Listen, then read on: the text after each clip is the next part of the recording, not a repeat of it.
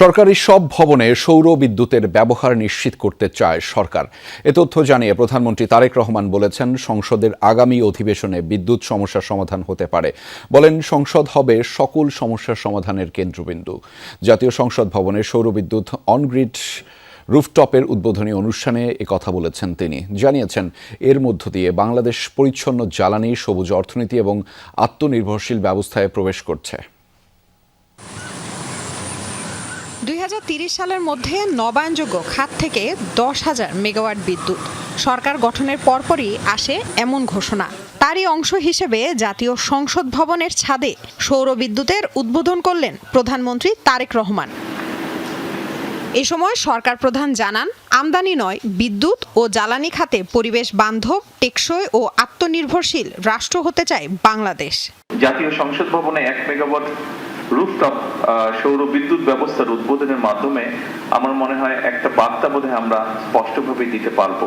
সেটি হচ্ছে বাংলাদেশ পরিচ্ছন্ন জ্বালানি, সবুজ অর্থনীতি এবং আত্মনির্ভরশীল শক্তি ব্যবস্থার পথে ধীরে ধীরে দৃঢ়ভাবে এগিয়ে যাচ্ছে।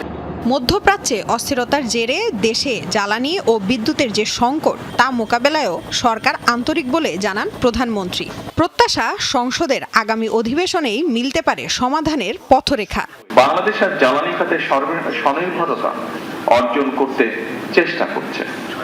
আমাদের অর্থনীতি সম্প্রসারিত হচ্ছে, শিল্পায়ন বাড়ছে, বিদ্যুতের চাহিদা দ্রুত গতিতে বৃদ্ধি পাচ্ছে। কিন্তু একই সঙ্গে আমাদের অবশ্যই স্বীকার করতে হবে, জলবায়ু পরিবর্তনের অভিঘাতে বাংলাদেশ বিশ্বের অন্যতম একটি ঝুঁকিপূর্ণ দেশ। টেকসই জ্বালানির পথে অগ্রসর হওয়া এখন আর শুধু পরিবেশগত দায়বদ্ধতা নয়, বরং এটি আমাদের অর্থনীতি এবং জাতীয় নিরাপত্তার অপরিহার্য একটি অংশ। জনগণের পাশাপাশি বেসরকারি খাতকে নবায়নযোগ্য জ্বালানির ব্যবহার নিশ্চিত করার তাগিদ ছিল তার। সেজন্য রাষ্ট্রীয় সকল স্থাপনায় পর্যায়ক্রমে সৌর বিদ্যুৎ ব্যবহার করার কথাও জানান তারেক রহমান। আমি দৃঢ়ভাবে বিশ্বাস করি, জাতীয় সংসদ ভবনের এই উদ্যোগ দেশের সকল সরকারি এবং বেসরকারি প্রতিষ্ঠানকে অনুপ্রাণিত করবে।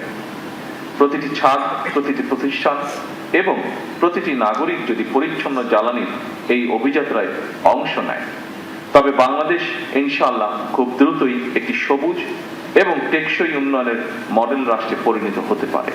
এদিকে বৈঠক শেষে সাংবাদিকদের চিফ হুইপ জানান, কেবল কথাই নয়, কাজেও নবায়নযোগ্য জ্বালানির দিকে ঝুঁকছে সরকার। বিদ্যুতে স্বাবলম্বী হওয়ার মধ্যে আমরা ইন্ডাস্ট্রি, প্রোডাকশন, উৎপাদনে স্বাবলম্বী হতে চাই। লামিয়া তিথি, যমুনা নিউজ, ঢাকা।